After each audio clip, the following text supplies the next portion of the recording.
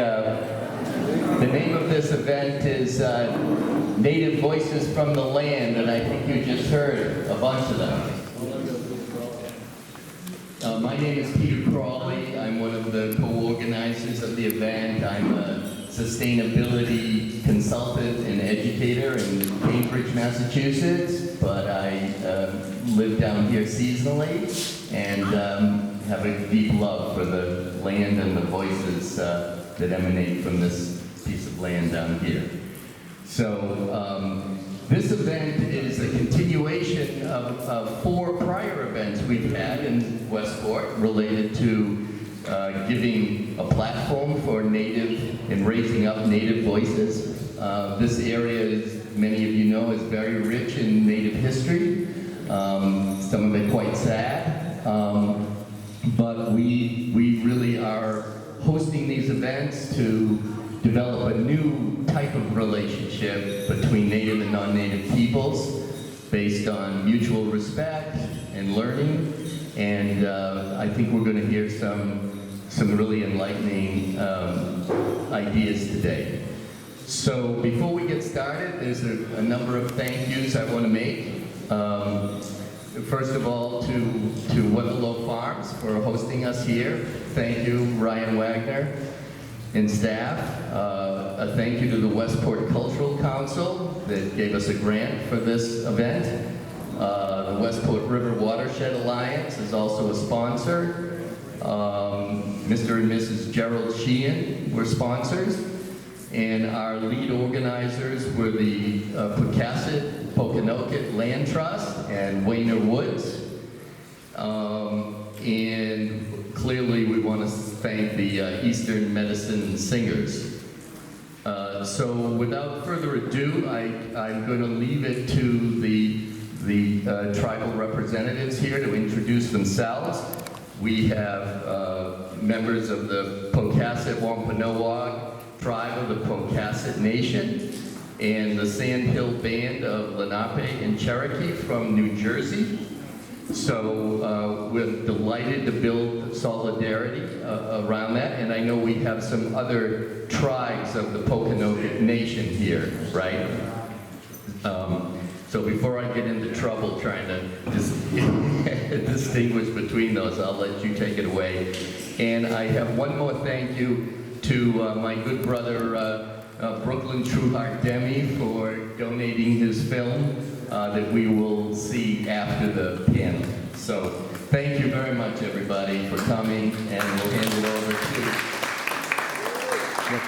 we're going to hand it over to Nikki Anderson. She is a professor at Nichols College of English, and she's an adopted member of the Pocasset Wampanoag.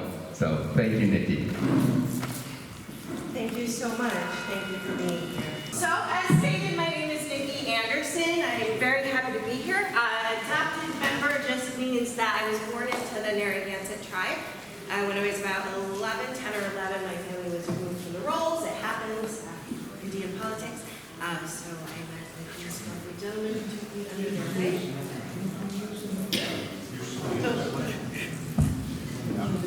There we go. There we go. It is. Mic's on. Mic's live. All right, well, I'll just use my theater voice. So I am very happy to be here as stated, and I am going to let these lovely gentlemen introduce themselves, share a bit about their background, which tribe they are representing, or here with, and then we're going to jump into a couple questions about land repatriation, land trusts, and we'll go from there. So I will hand it over to Norris, Spotted Port Turtle. Clean it now, Can you use the mic? Yep. Can you hear me? Yes. Queen it now. Ning Shinji Ila Takwa. Linon Jiai Lenape Oken O Shieki. Na Walotumen Wanda Takwa. Anishi Kishalamopani, Anishi. So my tribal name is Spotted War Turtle. I am from the Sandhill Band of Lenape and Cherokee. We are a We are a band that is multi-ethnic band at this point. Our tribe historically goes back to 1711 is when our Cherokee ancestors migrated from Georgia into Monmouth County, New Jersey, and settled with their Lenape cousins. Were given permission by Chief White Eyes. And we've been in Monmouth County ever since. We've gone through multiple incarnations in terms of, how we're represented, but we've been here since 1711, on record, active in our communities. And over time, history has kind of left us behind. Our elders grew a little tired, a lot of pushback, a lot of things made people kind of walk away from the culture. And I'm a part of a generation that is coming back into the culture and is very proud of our ancestry and our heritage, not just our Lenape ancestry, but our African as well as our European ancestry. And we just would like to be a part of healing, especially here in the East Coast and worldwide. So I have a letter from my chief I'd just like to read real quick. Chief is Ronald Yanaguska Holloway. He's been our chief for close to 15 years now. I am writing to express our strong support for the Pokanoket in their collaboration efforts with the Sandhill Band for the upcoming event, Native Voices from the Land Reclamation Movement. This initiative is not only vital for the preservation of our cultural heritage, but also plays a crucial role in advocating for the rights and dignity of indigenous communities in the ongoing reclamation of our lands. The partnership between the Pokanoket and the Sandhill Band exemplifies a shared commitment to environmental stewardship and revitalization of our ancestral practices. By securing these grants, we believe, I don't need to read that, so that's just Chief wanted to thank you all for making this possible for us and standing there with us. We definitely appreciate y'all. And Anisha, thank you very much. Appreciate y'all, everyone.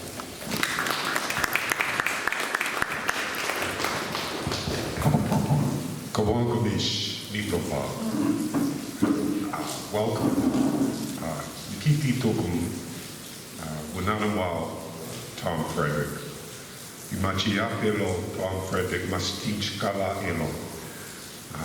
I am chief of the Chappaquiddick Pokanoket Nation, and the history of Native people here in New England is not only complex, but it is so diverse.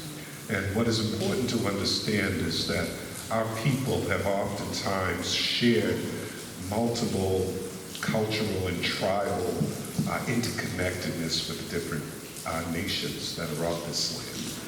I grew up here, was born in Boston, Massachusetts, but grew up on Pine Ridge Reservation in South Dakota, learning my ancestral connection to Crazy Horse and the descendants of those people, as well as my Wampanoag heritage.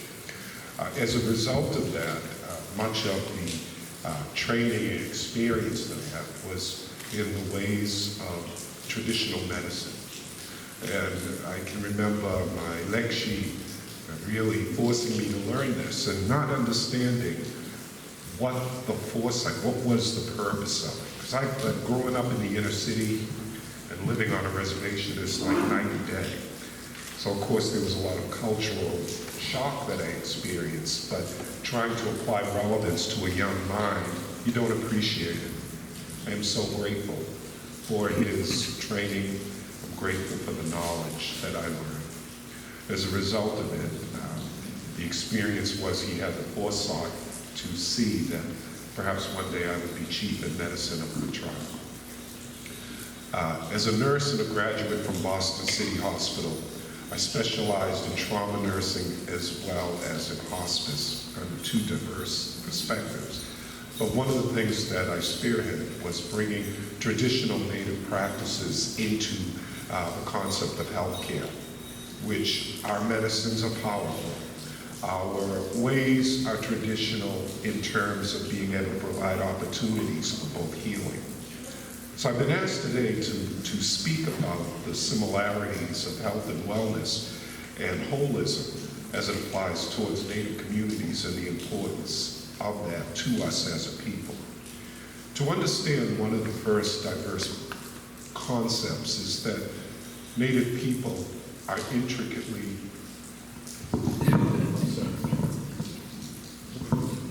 oh good. So hi, my name is Tom. To be long-winded, but at the same particular point, welcome and thank you, my sister, for enlightening me. Not done yet. My name is Danny Three Bears, and I am chief of the Métis Nation of North American Canadian Bands, some Canadian bands. Our people are much like the people of the United States. We're mixed blood. We were French, English, and we integrated with the Native Americans, Cree, and Ojibwe. In fact, our language is mixed with Ojibwe, Cree, and English and French. It's called Métis, which I know very little, but I'm learning. We came to the United States through the Jay Treaty Act of 1729, and were welcomed here by the Lakotas and by the Cheyenne and the Blackfoot people. And I have heritage with the Blackfoot people too. So my name is obviously an English name, and I don't think that I have any connection with anybody from the Métis Nation from that era. However, I just want to point out that as a chief person, sometimes we're not, because we're mixed blood, and we're not accepted in a lot of Native communities. And I would just like to thank everyone here for accepting me as chief of the Métis Nation of North America, for accepting us into this culture, and I hope that it continues to grow and everyone will be accepted at some point. Thank you.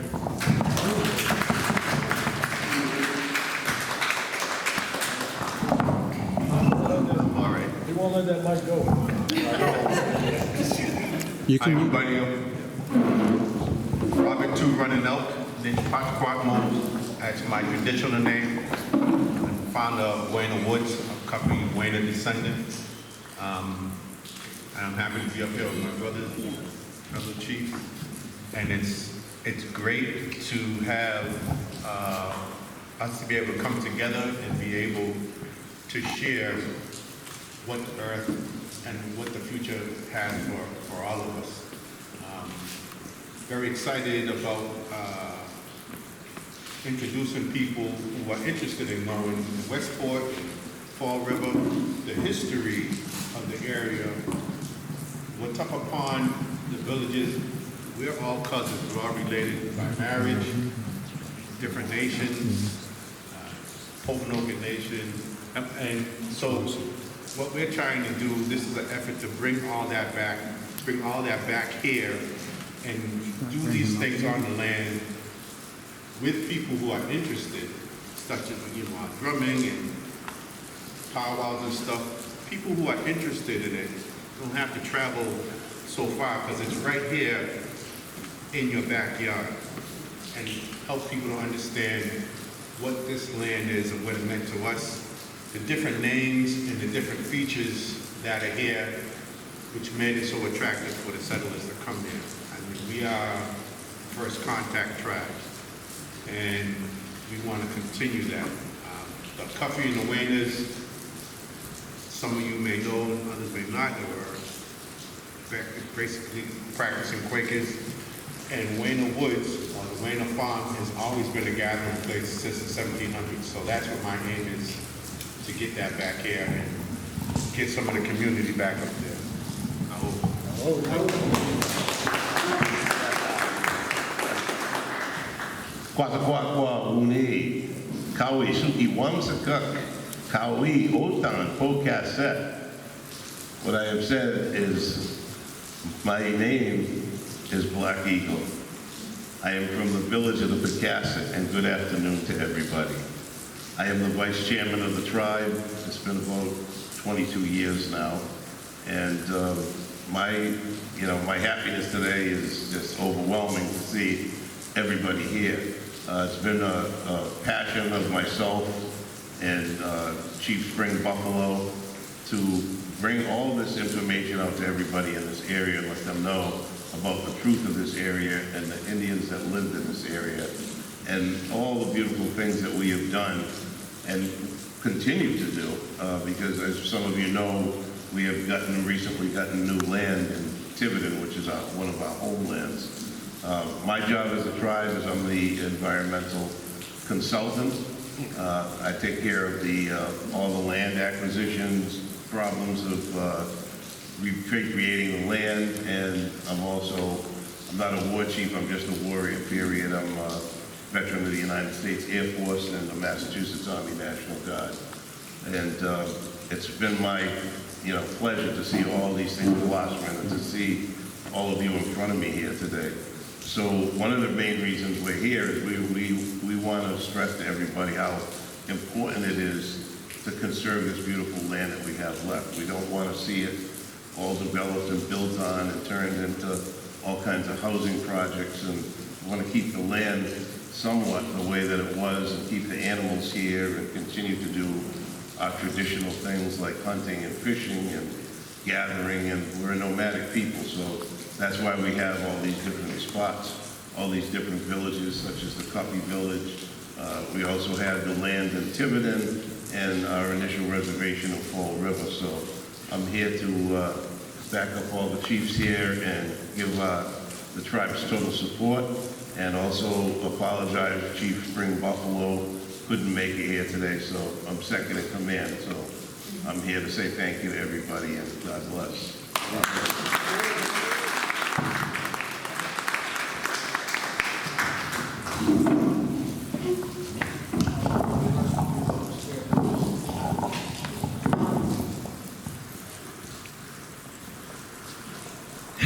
I'm very good at this.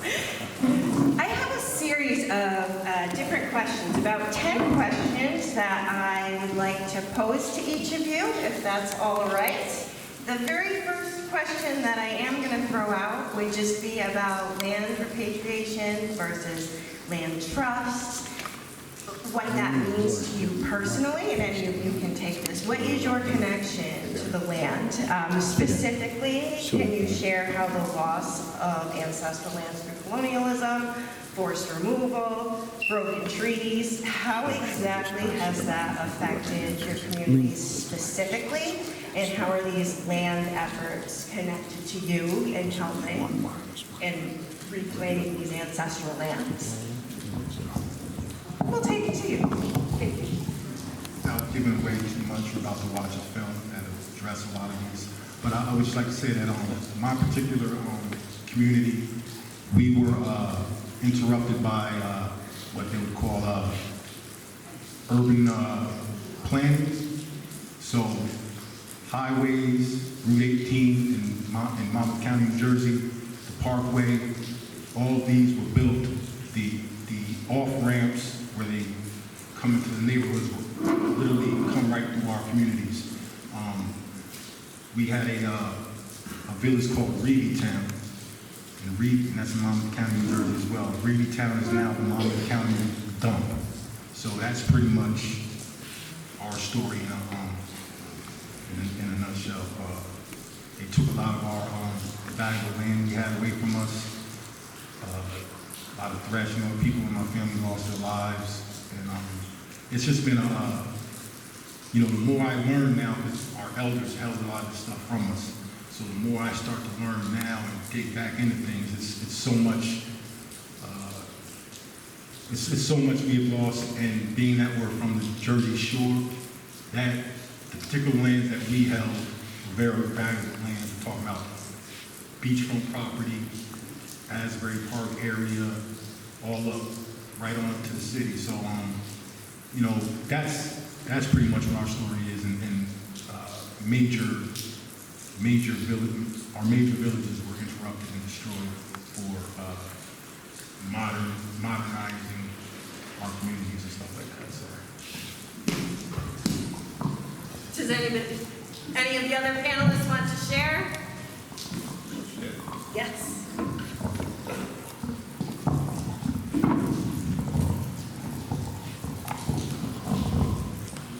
So I think there were so many aspects to that question, but I'm going to touch on the main thing is the difference between repatriation and land trusts. So repatriation means, sometimes it means putting a grave in another spot that's been dug up and putting it in a resting place where it belongs since it's been disturbed, repatriating the land back and, taking care of it versus what we're doing with the land trust. I actually think that the land trust is probably one of the best things that can be, because even if all of us that run the land trust pass away, it'll be left to the children, the grandchildren, and those lands will be forever undisturbed. I'm going to speak specifically about one of the recent places that we got the Sucker Brook Reserve in Tiverton was the site of many battles that happened during King Philip's War, the Battle of Sucker Brook. My direct grandfather, 11th generation, is Massasoit. His son, King Philip and Wamsutta, my family, and they spilled their blood there. A lot of our people died in those wars, and unfortunately those wars were really all over greed of people that couldn't get along together and to share the resources between each other equally and get along, which is very unfortunate. But I think having the land trust today, it gives the tribal people more freedom to do as they please with the land and make it pristine the way that they want to. Some of the things that we want to do, and I don't want the rattlesnakes back. I can definitely say that. But that area there was full of the eastern diamondback rattlesnakes at one time, which are now extinct. I think the last ones that they found in Tiverton were in the 1980s. So that's one thing. There was abundant snowshoe hare, a lot of different game animals. That particular spot is almost untouched because it's almost impossible to get through it, even for me. And I think that being able to work with the land trust and getting these lands back, and eventually what we want to do is put trails through there and open it to the public with native guides and to talk about the history. It'll be a great tourism thing for the city. It'll bring a lot of people there, but also we'll be able to save the wildlife. And repatriation is a little bit different. I think that with the land trust, it gives you a lot more versatility to do things with and to get grants to restore it back. And we're very happy about that fossil. And there's others that are coming. I won't talk about them now, but there's others coming. So that's all I have to say.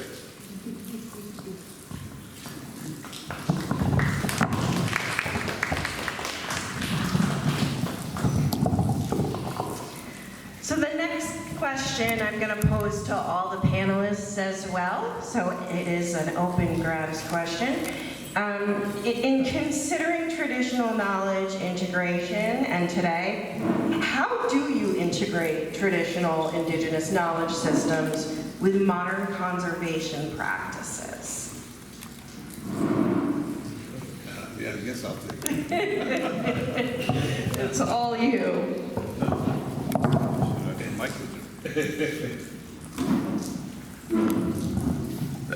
That's a tough question, isn't it? I'm going to answer it because I was a former environmental specialist in the United States Air Force. That was part of my job. So I think that the benefits of having both of those, because you do need modern, but you also need the old ways too. Three Sisters gardens and things. The way that the corns and beans and the squash grow, they all complement each other. And I think that if we did more of that stuff, we'd be saving a lot more space, number one, because they grow in a smaller space. And those traditional ways, when they're done right, and we even did burnouts, just like they do today, And we did burnouts back in the day. We'd have a specific place and we'd rotate the crops out just like the farmers do today. Some of the things that we don't want to do is use chemicals and pesticides and things and additives and, you know, GMOs. Those are all things that we can't integrate, and probably none of you can integrate because they're not healthy for you. Some of the great things of the modern things today is, look, I love a tractor. If I can use a tractor instead of, you know, standing out there with a pick that's made out of stone. So, you know, both of the things go together well. Technology will allow us to do more and to do it better. The old ways were great, but, you know, the aid and assistance of modern machinery and, you know, the technology that we have today that we didn't know then, the two of them together combined just make for a better, more efficient growth, and, you know, being able to teach the young ones about how these things grow and what we use them for. I use traditional medicine. Traditional medicine is very, very powerful, and it is, a lot of it are derivatives of what people are using today, chemicals such as valerian root. Valerian root is really what they use for painkillers today. They just take certain things out of it. Well, you know, we take the pure valerian root. So, you know, there's a big difference between all of these things. I prefer the natural and the organic and the wild to the modern technology today with additives. Those are things that are not good for native people. Not good for anybody, but definitely not, you know, for our genetics, we need to have those traditional foods. And we live longer and we're healthier if we have them. So between those two things, it's a positive balance between them both. You have to share them both. But I definitely prefer the native medicine over Western medicine.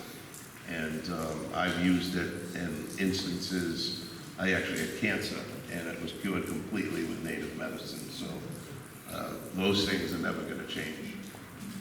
Thank you.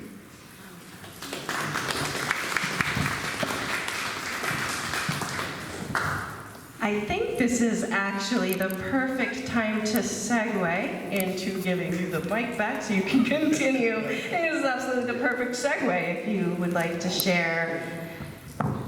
Thank you. Hello again.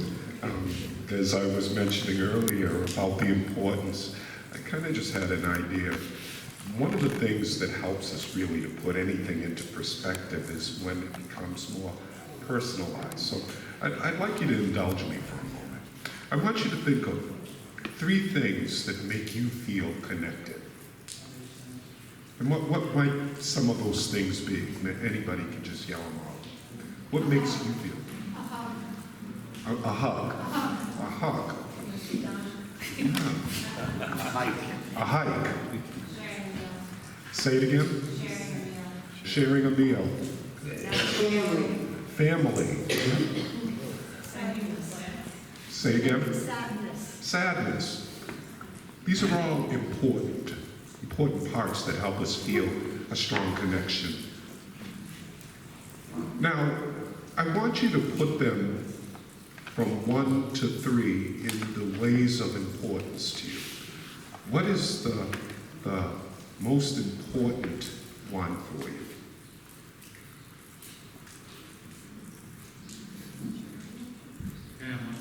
Family. Okay. Anyway. Sharing a meal. I'm sorry. Walking in nature. Yeah.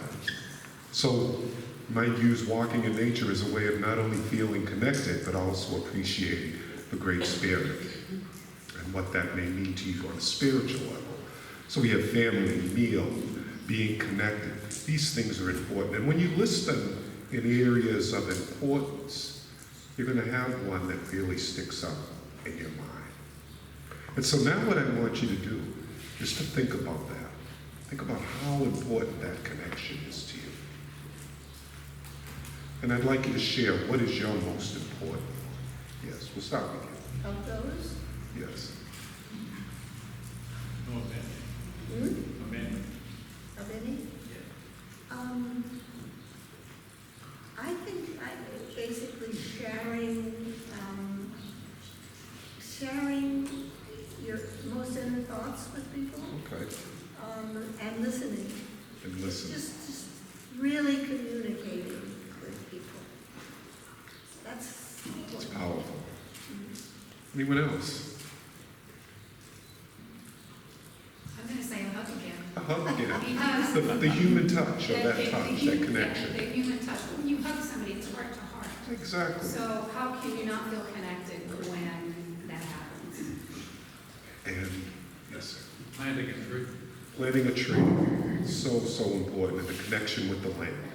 And I heard someone mention family as well. For Native people, the very thing that you held important was the first thing we lost.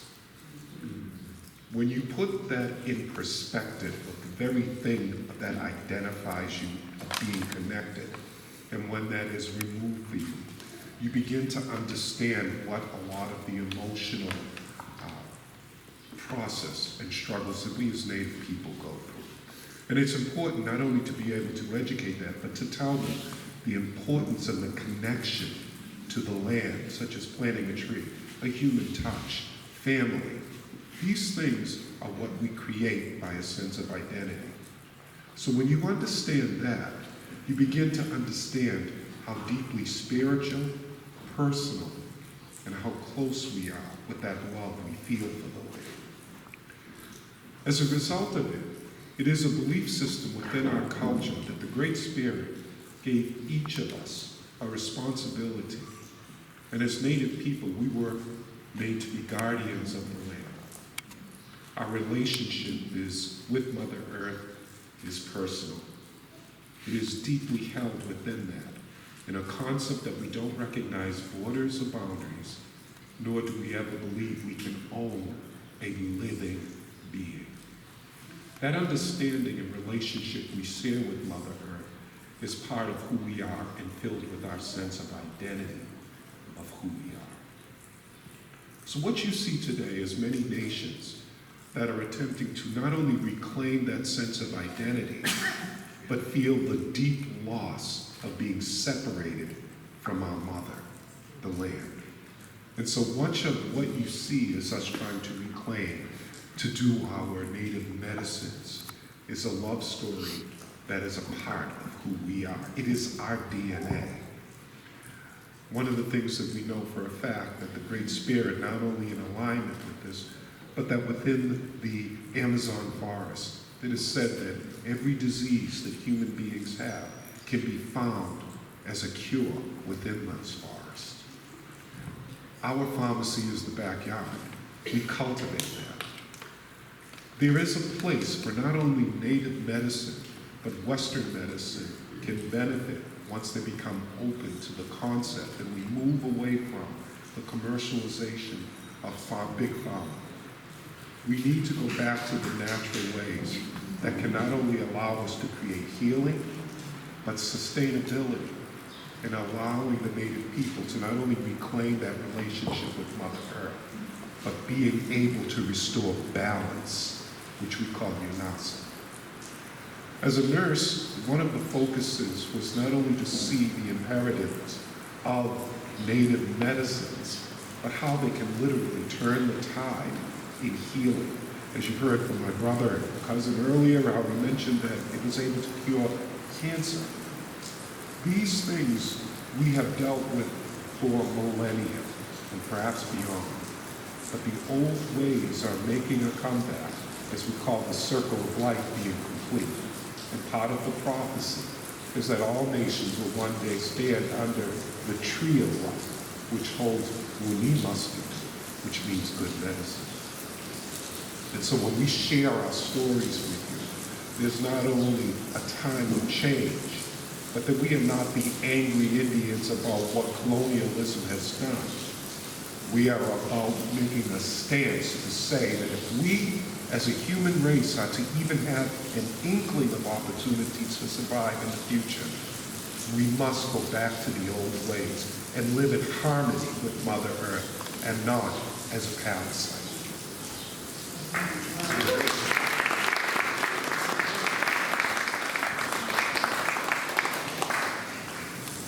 Thank you so much. I'm going to pass the microphone over to Chief Two Running Out for a moment and ask if you could possibly speak more about 50-acre property Lenape Woods and your vision.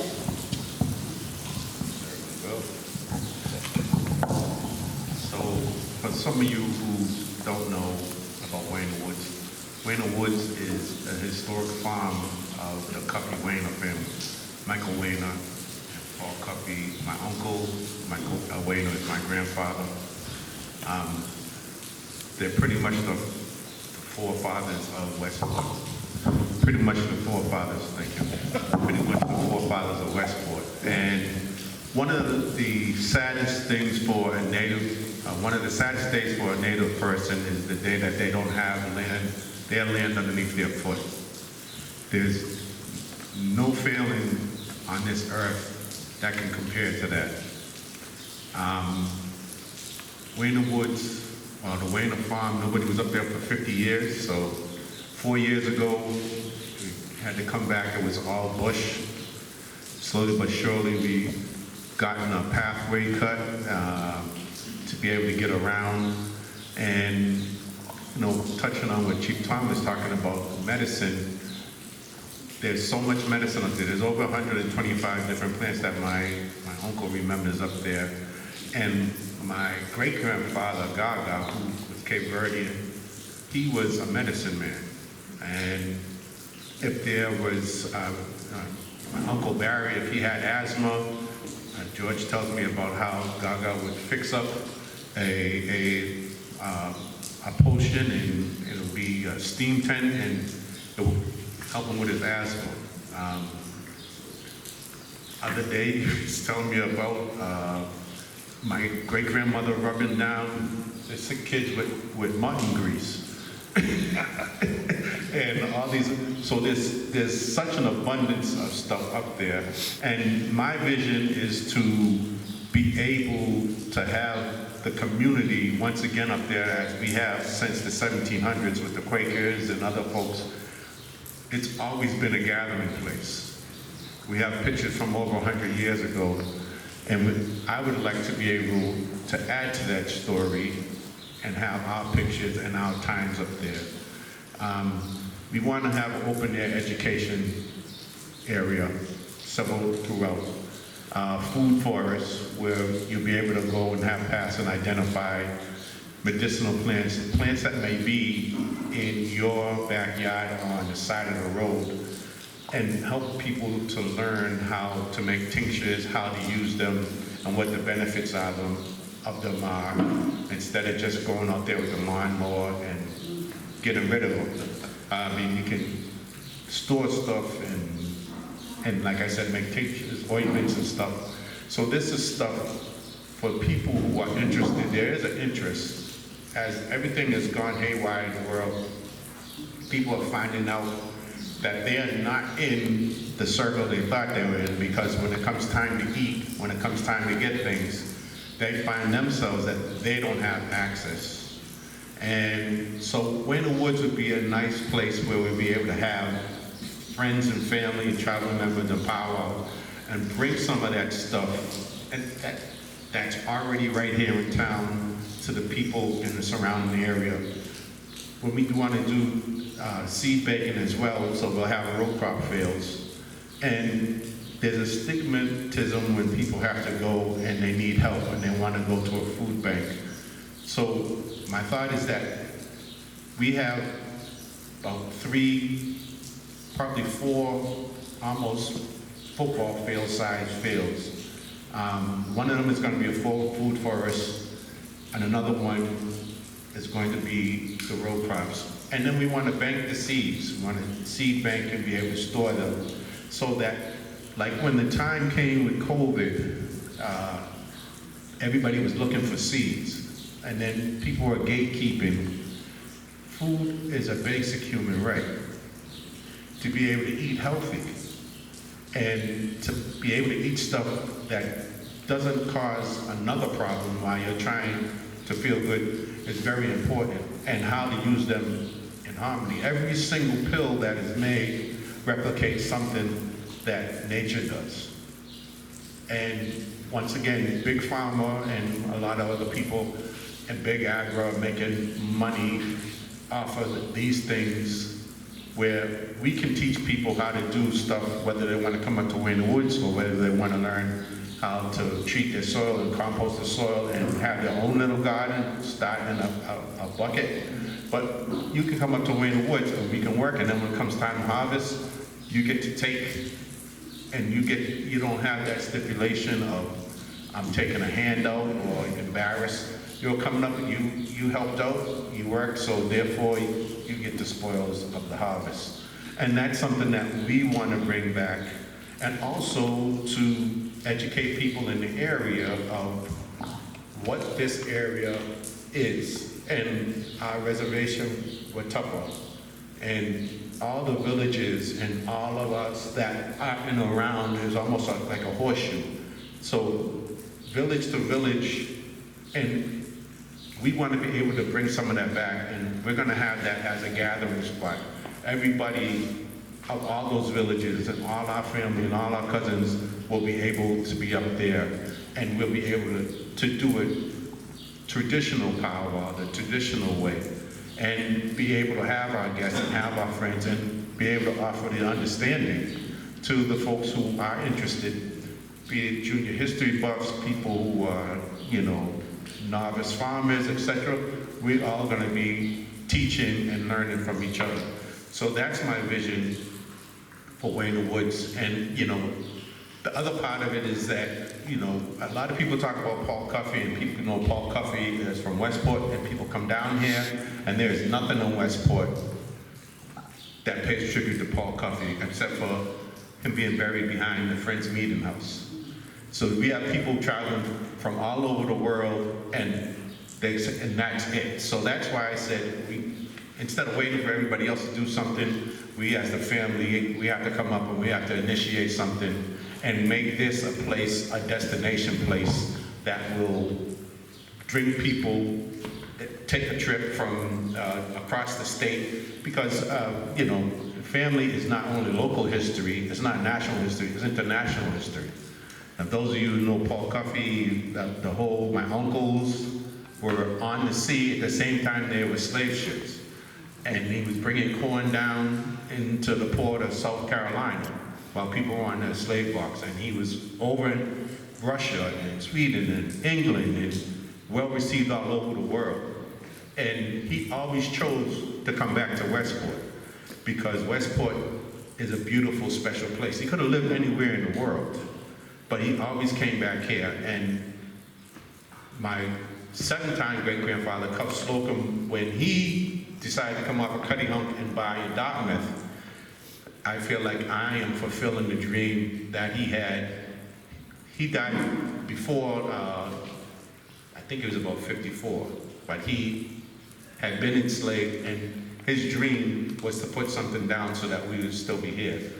And generation after generation, we have had a presence here. So we are really trying to reestablish and make Wayne Woods a place that everybody can gather, a place where people can come for culture, for medicine, for farming, for history, to walk. It's the same woods that Michael Wayne and Paul Cuffey walked in. Everybody's read about it, but just to see the land, 50 years, the earth has taken it back, and there's a lot of beautiful plants and a lot of beautiful things up there. It's pretty much undisturbed. And then we have some fantastic walls that my grandfathers built there.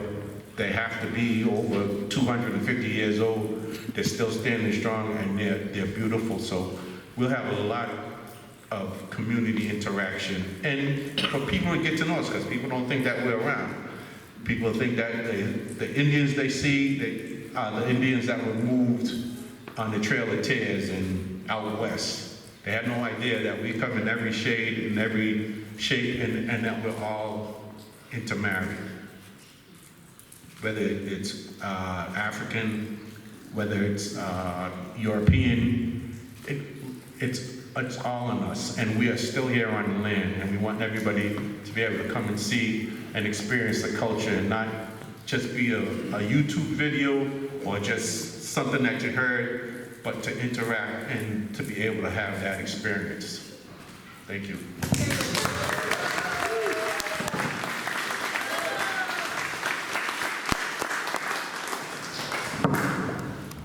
I would just like to add on to what the chief was saying. So in it's a town called Middletown, New Jersey, which is the first 1655. It's called the Monmouth Patent. And it's one of the first patents that allowed Europeans to actually have a community and live amongst the Indians. Right? Middletown is having a ceremony next year to honor that. And in the process of doing that, they're creating short stories that they're gonna create and put into their library systems, right? One of the stories is about Paul Cuffey. So coming here today and seeing him, you know, now I can bring the chief with me and involve him in the project. Not only, you know, we can have a descendant of Paul Cuffey playing Paul Cuffey in this project that's going to be in the Monmouth County Libraries. So this is just a very honor, and I just wanted to...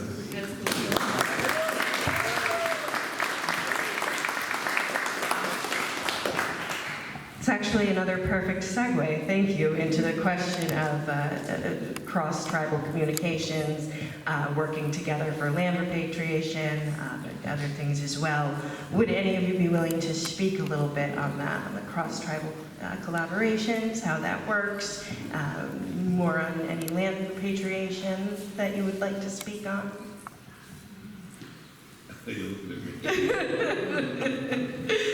I guess. Yeah. All right, sounds good. Not that you were forced into it.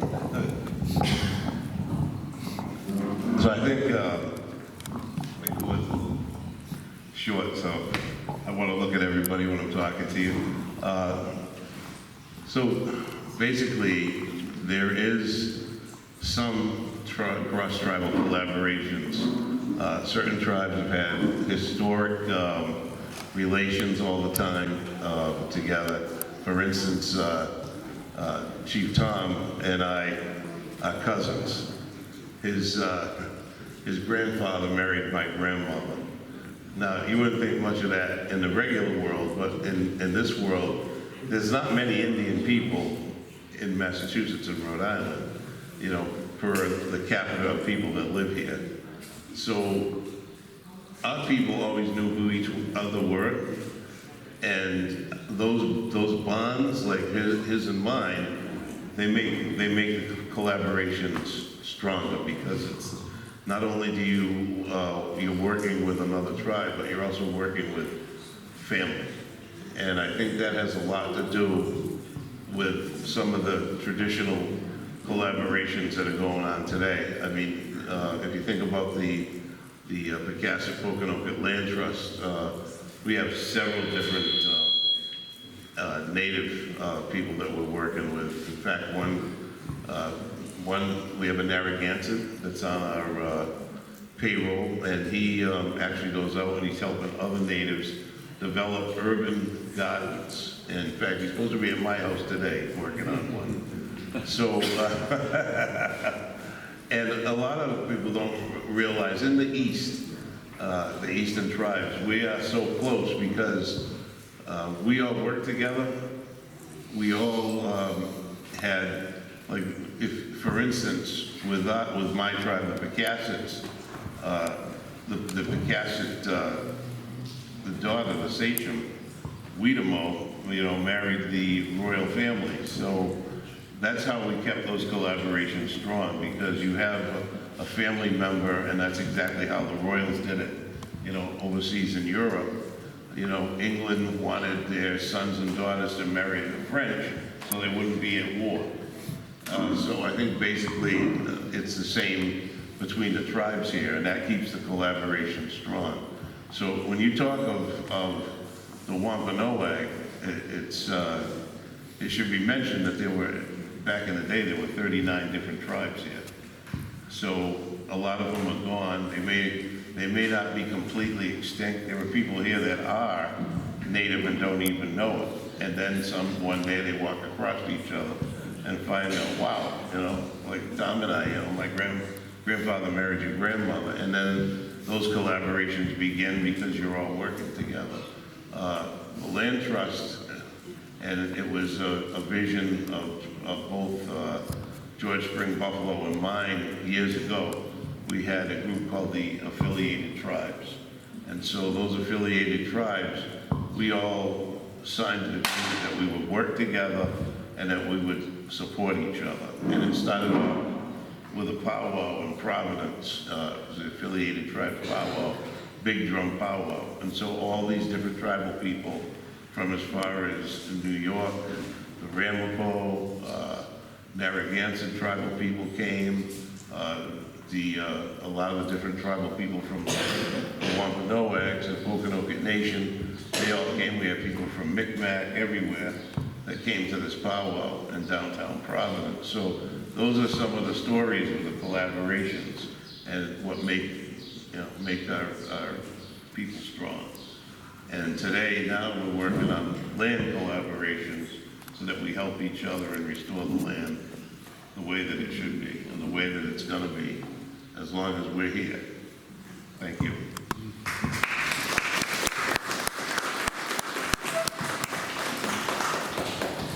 Thank you so much.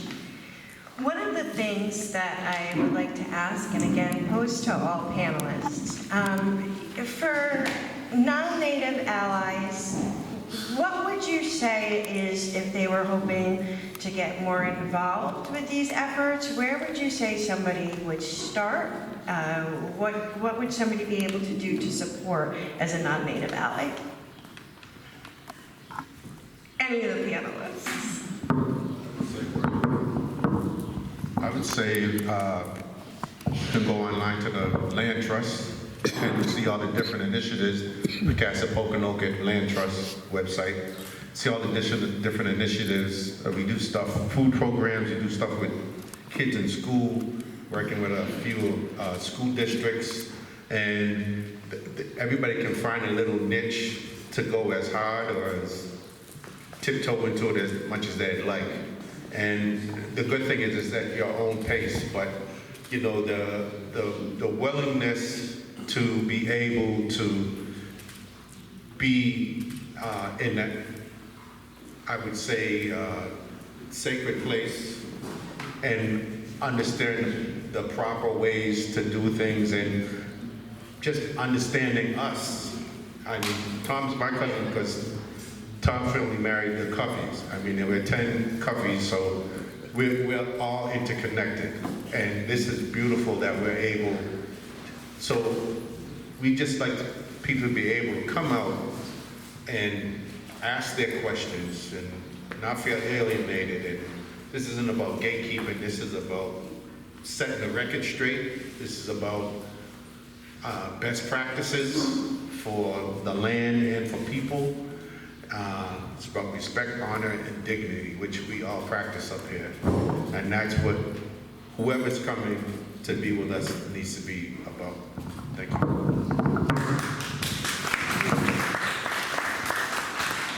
I just want to say, and I mean this from my heart, if you want to learn about the Native culture, you go to powwows, Native American gatherings, Indian gatherings, learn their culture, learn some of their songs, some of their ways, some of the things that they produce by hand, necklaces, regalia, but always respect the people you meet. Don't walk up and touch or grab something that belongs to them, because it's a sacred, it may have come from somebody as a gift that doesn't need to be touched without asking.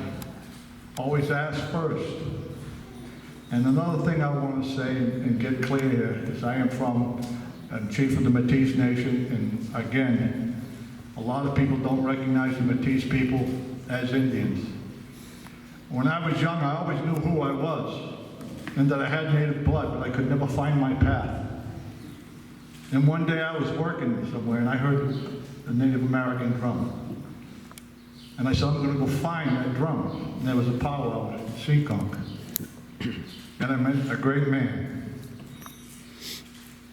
Donald Three Bears Fisher, who called me over. Out of all the people that were at that powwow, he called me over and told me to sit there. And he started asking me questions. He didn't know who I was, but he knew who I was. And where my path, I was looking for a path. This man took me under his wing. He did my genealogy, found out my background. He taught me language. He taught me culture. He showed me who I was. I used to sit there and just listen to him. I am named after this great man, Donald Fisher. My name is Danny Three Bears Fisher. And this name was given to me by his tribal members in a ceremony at his graveside. And on that day, there's a saying that the hawk sends a message to the crow sends a message to the hawk, who sends it to the eagle, who brings it to the Creator. And on that day, we saw all three of those birds when I was named after him. So, answer to your question, we love everybody. We are people. We are human beings. And Pristine.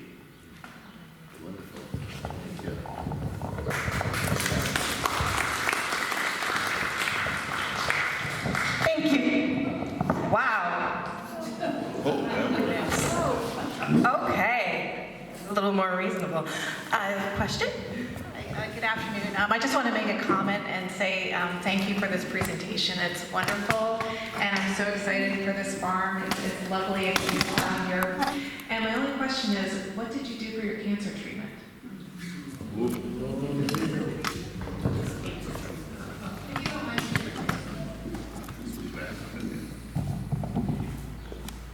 I did a number of things.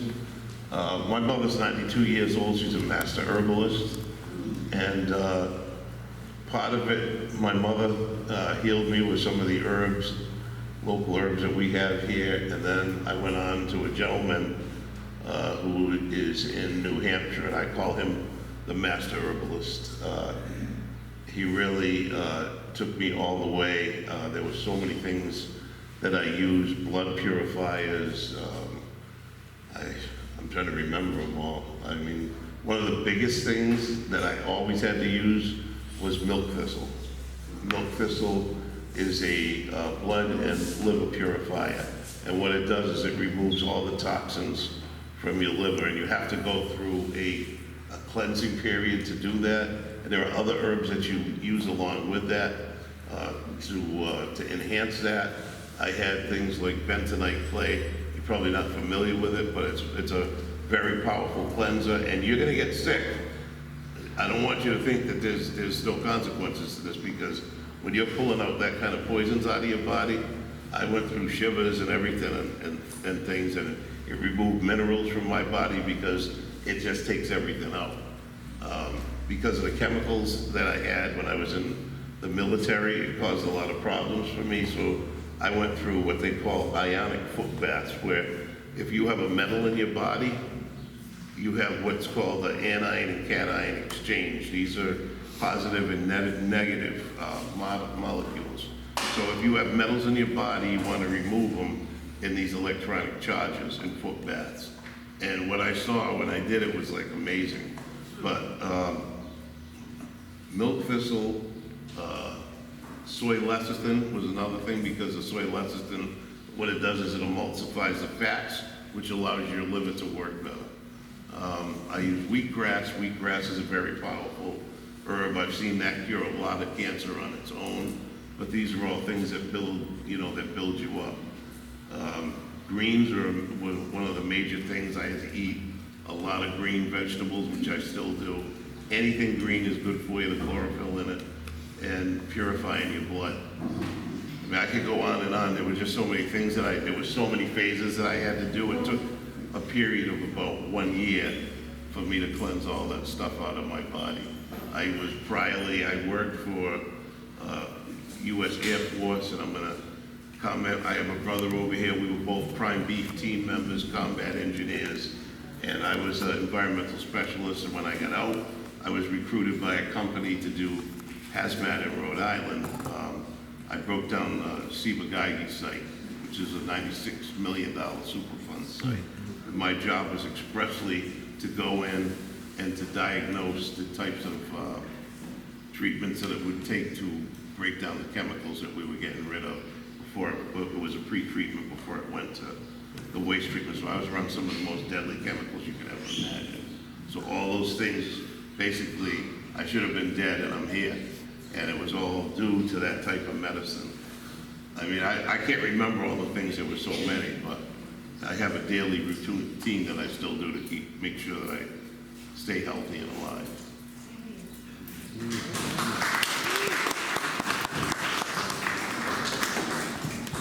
One last thing, the reason why going to a native land trust versus another land trust is because of all this medicine that is available.